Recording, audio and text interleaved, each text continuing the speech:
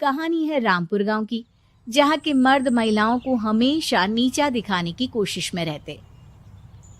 अरे अभी तक खाना नहीं आया, क्या मुझे एक और शादी करने की जरूरत है? नहीं जी नहीं, ऐसा मत करना, वरना मैं कहाँ जाऊंगी। खाना लेकर मैं अभी आई जी। गांव की पंचायत में भी फैसले हमेशा औरतों के खिलाफ ही रहते। मैं जो फैसला सुनाता हूँ वो भगवान की आज्ञा होती है। इस लड़के ने अपने मन से शादी करके अच्छा नहीं किया। लड़के को घर भेज दो और इसकी शादी इसकी जाति की किसी लड़के से करवा दो, लेकिन ये लड़की, इसे तो गांव के बाहर निकाल दो। नहीं नहीं जमींदार साहब, ये क्या बोल रहे हैं? ऐसा नहीं हो सकता। मेरी बेटी मासूम है, इसे अच्छे बुरे की समझ नहीं है। अरे कहाँ जाएगी ये बेचारी? कहाँ जाएगी? इतनी चिंता है तो पूरे परिवार का गांव निकाला कर देते हैं। बेचारे पूरे बसे बसाए परिवार को गांव छोड़ना पड़ता है।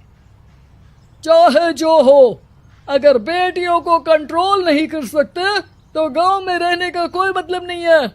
यहाँ औरतों को दब कर रहना होगा। कोई भी अपने हिसाब से कुछ नहीं कर सकता, सब ईश्वर की मर्जी से ही होगा। तभी गांव का एक आदमी दौड़ा दौड़ा आता है। सरपंच साहब, जमींदार साहब, वो कालिया है ना, उसकी बेटी पढ़ने के लिए शहर जा रही है। अच्छा, ये कब हो गया? और कालिया की हिम्मत कैसे हो गई ऐसा करने की? लेकर आओ उसे और उसकी बेटी को। बस फिर क्या था, हाजिर हो जाते हैं कालिया और उसकी बेटी सरपंच के सामने। और कालिया, ये क्या सुनने में आ रहा है? बेटी को इंजीनियर बना रहा है तू? और ये बता, गांव में तो स्कूल नहीं है, फिर कहां से इतनी क्लास पास कर गई तेरी बेटी? राधा, जो कि कालिया की बेटी है, उसे लगता है कि सरपंच उसकी तारीफ कर रहे हैं। सरपंच जी, मैंने ऑनलाइन पढ़ाई की है, डिस्टेंस लर्निंग से। सभी में मैंने अच्छे नंबर पाए हैं, जिसे देखते हुए शहर की इंजीनियरिंग कॉलेज में मुझे स्कॉलरशिप मिली है। वाह जी वाह, क्या होती है ये? पहले तो ये बताओ, फिर आगे की बात करते हैं। पूरा गांव राधा की बात सुन रहा था और राधा बोलती जा रही थी। तो ऐसे मैं फ्री में एक अच्छी शिक्षा लेकर गांव में जो कुछ परेशानियां हैं, जैसे बिजली, पानी और इंटरनेट जैसी समस्याओं के लिए काम करूंगी। मैं गांव को शहर से जोड़ने के लिए पुल का निर्माण करवाने का प्रस्ताव रखूंगी। मुझे पूरी उम्मीद है कि जल्द ही हमारा गांव भी तरक्की की राह पर चल पड़ेगा। राधा की बात सुनकर सारे गांव वाले ताली बजाने लगते हैं। सरपंच को समझ नहीं आता कि वो क्या करे। चुप रह नादान लड़की, गांव के खिलाफ जाने के लिए तुझे गांव से बेदखल कर दिया जाएगा, वो भी पूरे परिवार के साथ। और हाँ, अगर ठीक से गांव में रहना चाहती है तो ये पढ़ाई लिखाई छोड़ दे। हम तेरे लिए गांव का कोई होनहार लड़का देखेंगे। तभी गांव का एक आदमी बोल पड़ता है। अरे नहीं नहीं सरपंच जी, राधा बिटिया जो बता रही है, अगर वैसा हो जाए तो हम लोगों को पैसा कमाने के लिए बाहर नहीं जाना पड़ेगा।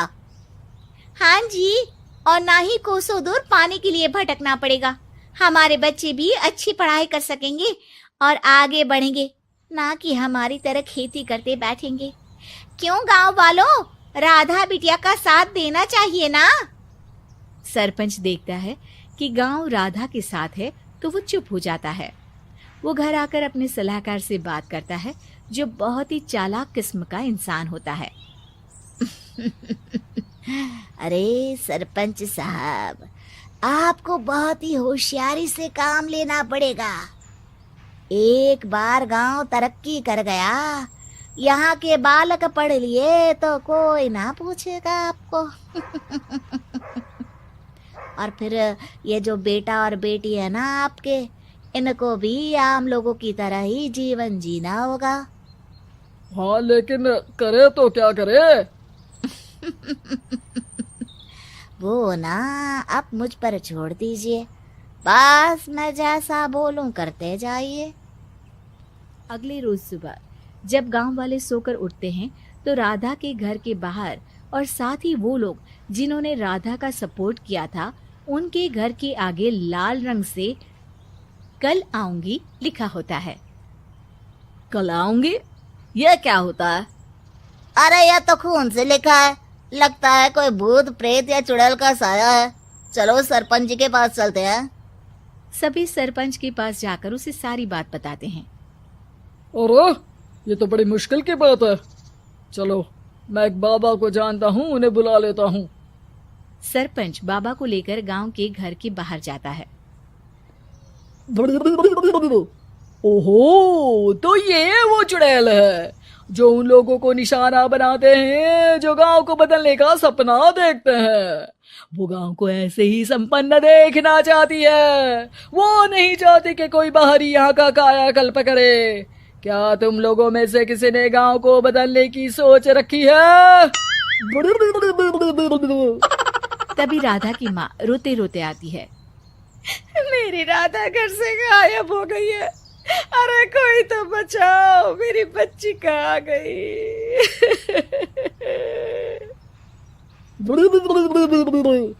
ले गई वो चुड़ैल, तेरी बच्ची को ले गई। अब वो उसे श्रापित करके छोड़ेगी, उस पर चुड़ैल का साया हो जाएगा। तभी बुरी सी हालत में राधा भी वहां आ जाती है। उसके बाल चुड़ैल की तरह फैले होते हैं और कपड़ों में खून लगा होता है। सभी राधा को देखकर डर जाते हैं। माँ, पता नहीं मुझे कौन उठा कर ले गया था। अरे दूर दूर हो जा चुड़ैल, अब हम लोग इस गांव में नहीं रुकेंगे। अरे कैसी बातें कर रहे हैं आप? कल तो आप मेरे भरोसे गांव का हुलिया बदलने, अपने बच्चों को पढ़ाने और तरक्की उन्नति की बात कर रहे थे, तो आज क्या हो गया आपको? ये फिर तुम लोगों को बहकाएगी। ये चुड़ैल गांव में आ चुकी है, ऐसे ही ये तुम्हारे घर के बच्चों को भी ले जाएगी। गांव वाले राधा को गांव से बाहर निकाल देते हैं। उसके माँ बाप रोते रहते हैं, लेकिन गांव वाले नहीं मानते। मैं भी अपनी बहन के साथ गांव के बाहर रहूंगा, लेकिन वो पढ़ाई नहीं छोड़ेगी। वहीं सरपंच के घर पर सलाहकार कहता है। देखा, सांप भी मर गया और लाठी भी नहीं टूटी। लेकिन अगले ही दिन सरपंच के घर के बाहर भी वही शब्द लिखे होते हैं और फिर सरपंच की बीवी कहती है, हमारी बेटी को किसी ने अगवा कर लिया है। तभी राधा का भाई वहां आ जाता है। अरे गांव वालों, मैंने सरपंच जी की बेटी को देखा था। वो चुड़ैल उसे उठाकर ले जा रही थी। अरे क्या मजाक कर रहे हो? नहीं नहीं सरपंच जी, आप नहीं जानते। वो चुड़ैल अब आपकी बेटी में आ जाएगी, जैसे राधा के अंदर आ गई थी। तभी सरपंच की बेटी वैसी ही हालत में वहां आती है जैसे राधा आई थी। पापा, पता नहीं कैसे मैं गायब हो गई थी। चुड़ैल, इसके अंदर भी चुड़ैल का साया है, मारो इसे। अरे नहीं नहीं, इसे भी राधा के पास गांव के बाहर ही भेज दो। अरे चुप रहो, मेरी बेटी कहीं नहीं जाएगी और चुड़ैल बुड़ैल कुछ नहीं होता है। अरे कैसे बात कर रहे हो सरपंच जी?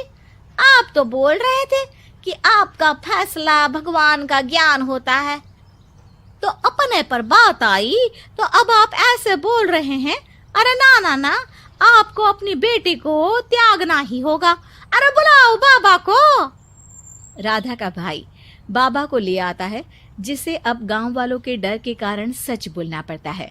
मैं कोई बाबा नहीं हूँ, मैं तो मोची था। ये सलाहकार महोदय ने मुझे कहा था एक्टिंग करने को। अब वो मुझे पैसे देने वाले हैं। अब मुझे माफ कर दो। गलती हो गई, मुझे माफ कर दो। तभी वहां राधा आ जाती है। देखा सरपंच जी, जब गांव के बच्चे साक्षर होंगे तो आप जैसे लोगों की चालाकी नहीं चलेगी।